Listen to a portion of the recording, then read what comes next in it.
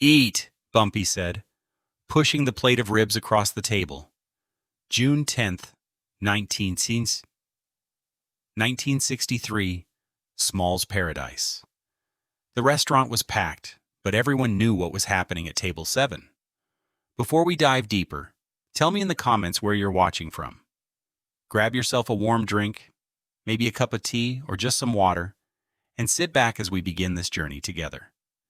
The man sitting across from Bumpy was shaking so bad he could barely hold his fork.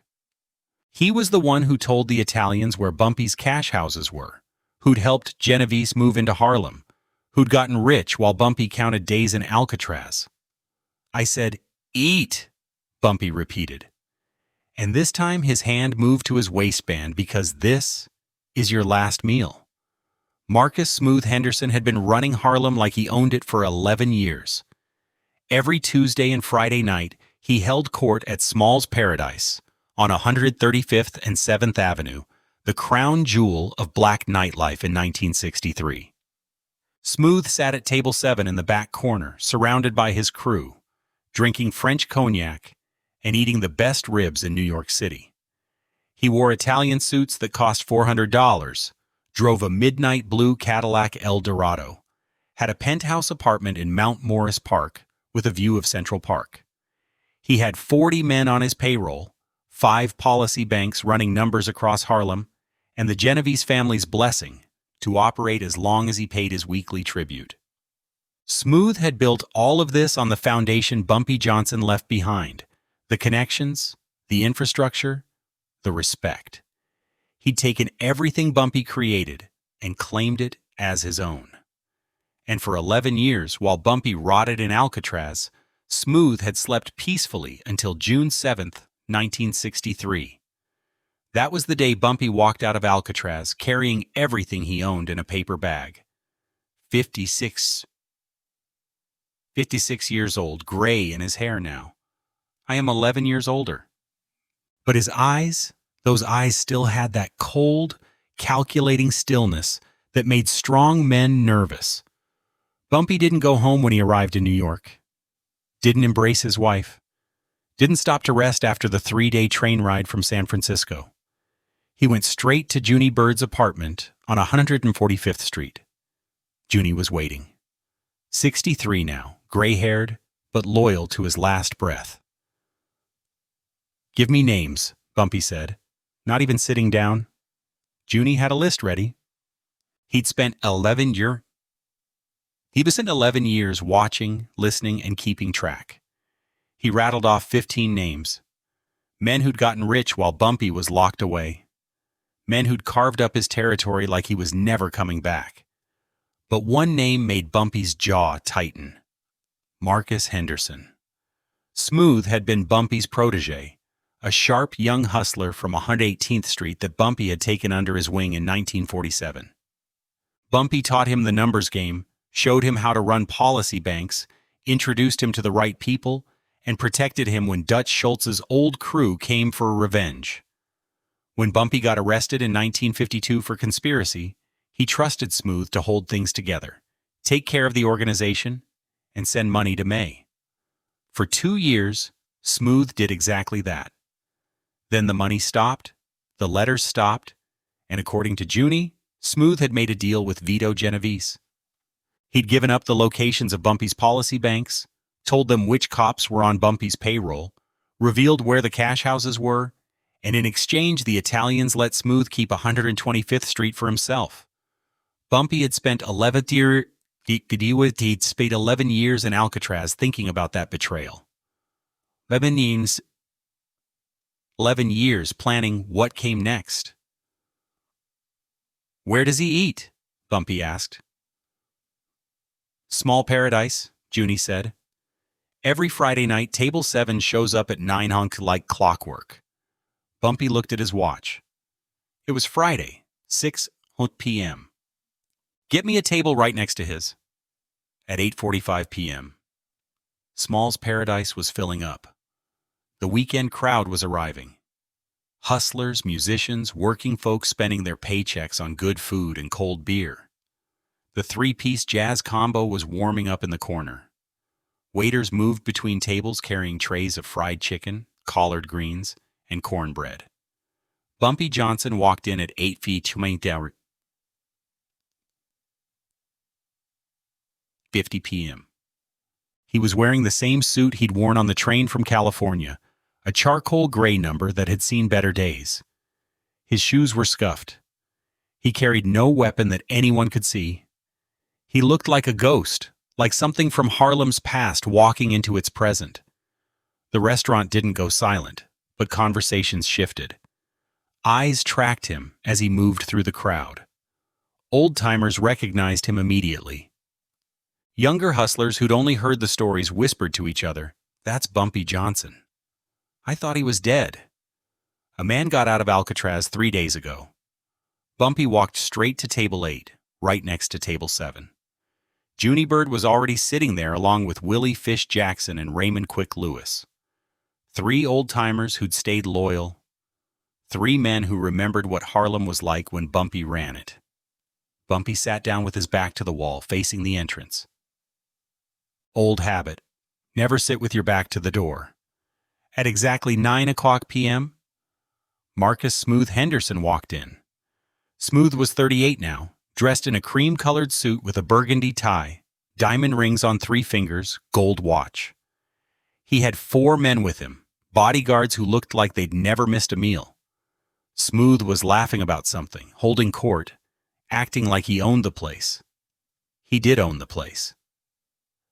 Or at least he owned the protection that kept Small's Paradise operating without police raids. Smooth's crew headed for table 7.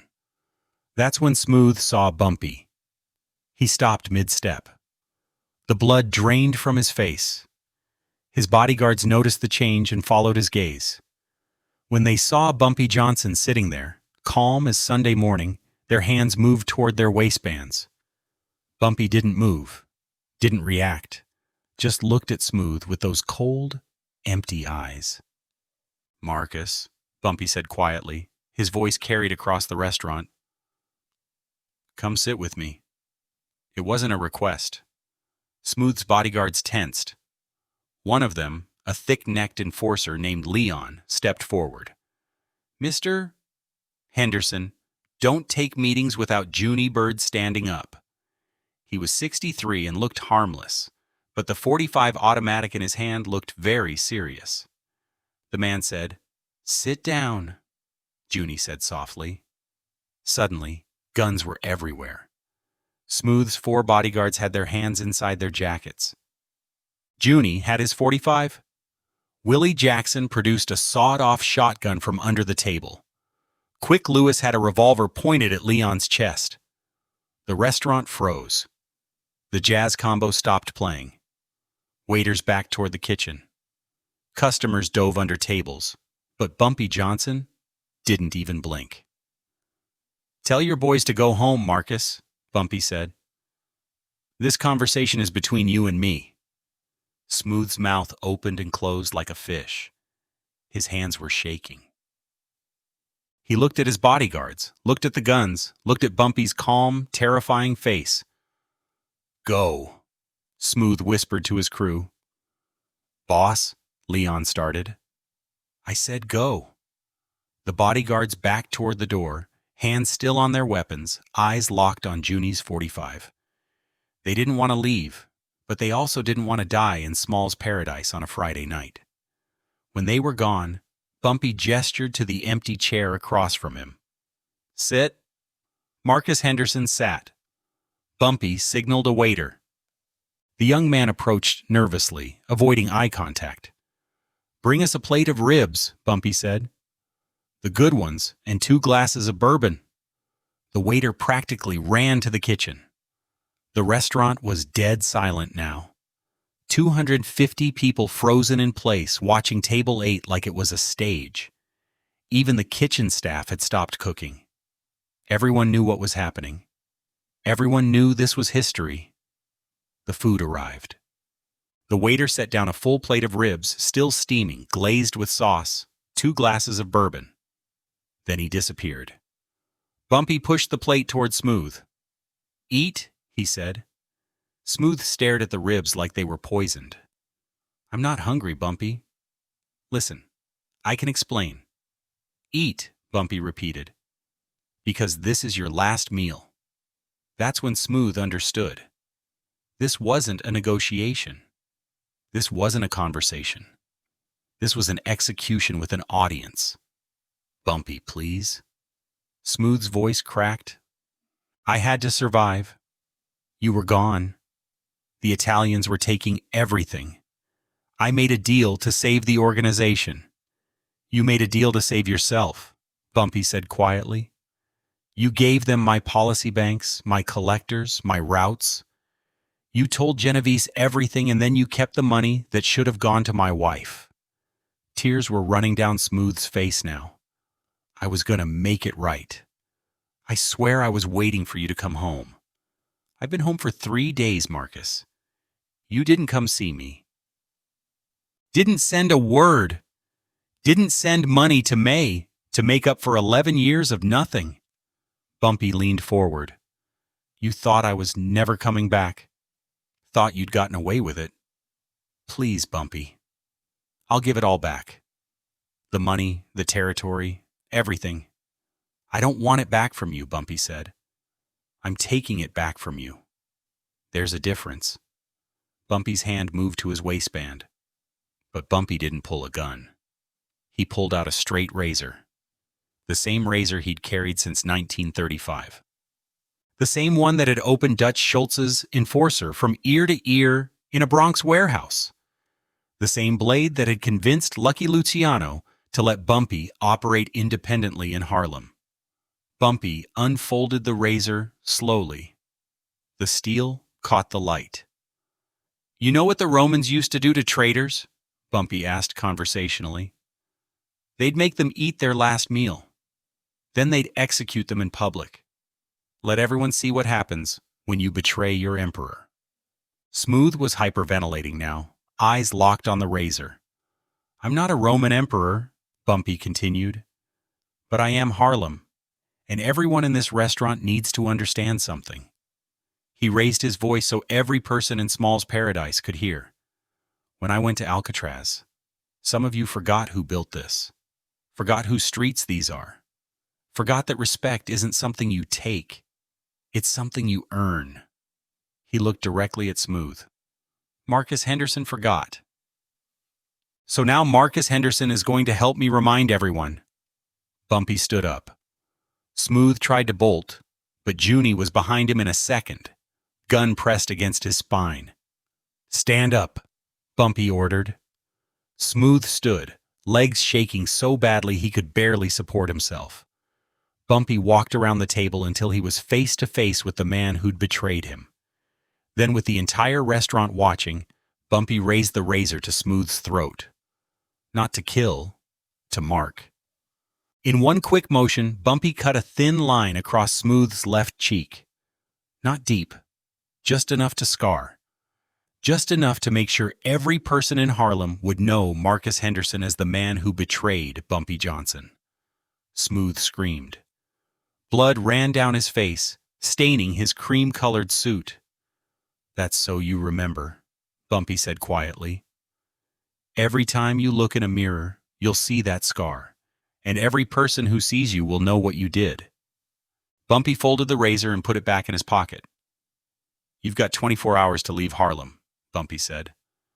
Take whatever you can carry, leave the rest. If I see you after tomorrow night, I won't be this generous. He turned to address the entire restaurant. The rest of you, Bumpy Johnson, is back. The rules are the same as they always were. Pay what you owe. Keep your word. Protect your people. Anyone who wants to test me, you know where to find me. Bumpy Johnson walked out of Small's Paradise at 9:47 p.m. on June 10th, 1963. He left Marcus Henderson bleeding at Table 7, leaving 250 witnesses who would spread the story across Harlem by morning. By sunrise, every hustler, policy banker, and street soldier in Harlem knew the king was back. Marcus Smooth Henderson was on a bus to Philadelphia by noon. He never returned. That scar was his brand, a permanent reminder of what happens when you betray a king. Within 72 hours, 3 other men who'd carved up Bumpy's territory quietly disappeared from Harlem.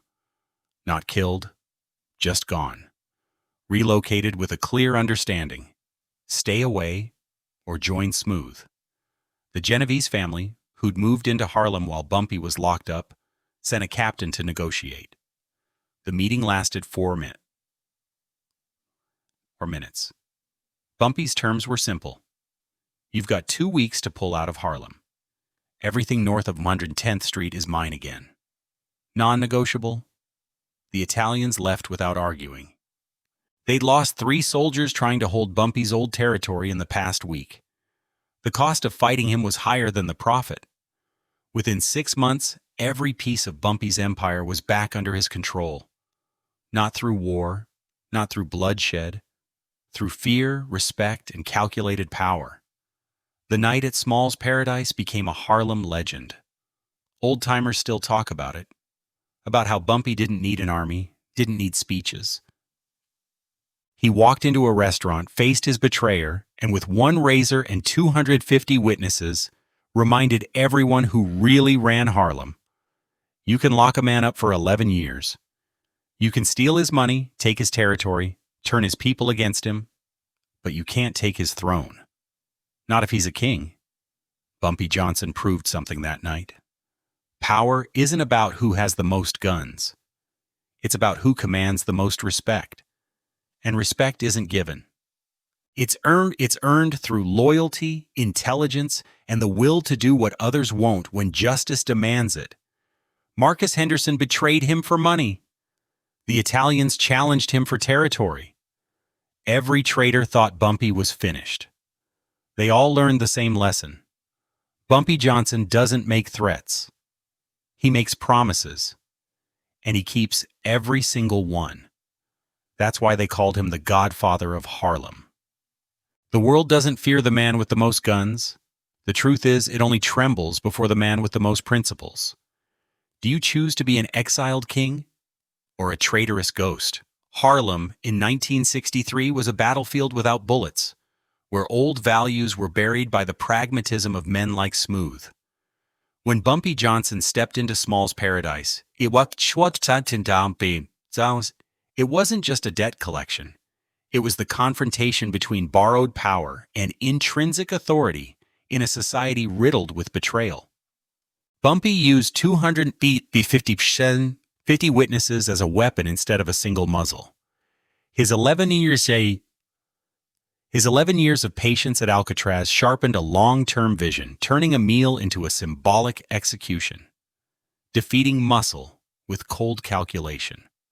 Respect is the only currency that never inflates. The scar on Smooth's face is a reminder that the price of betraying the community is the collapse of the soul, a permanent punishment that can never be erased. A true boss doesn't just dominate through fear. He is the guardian of the rules. Authority doesn't come from a 400 suit. It comes from keeping your word and executing justice when adversity demands it. In modern business or relationships, money can build a temporary position, but only integrity creates a lasting empire. Do not borrow power from others. Build prestige from your own harshest principles of life. History shows that a traitor will always carry his own scar. Between honor and survival, what would you trade to keep your throne?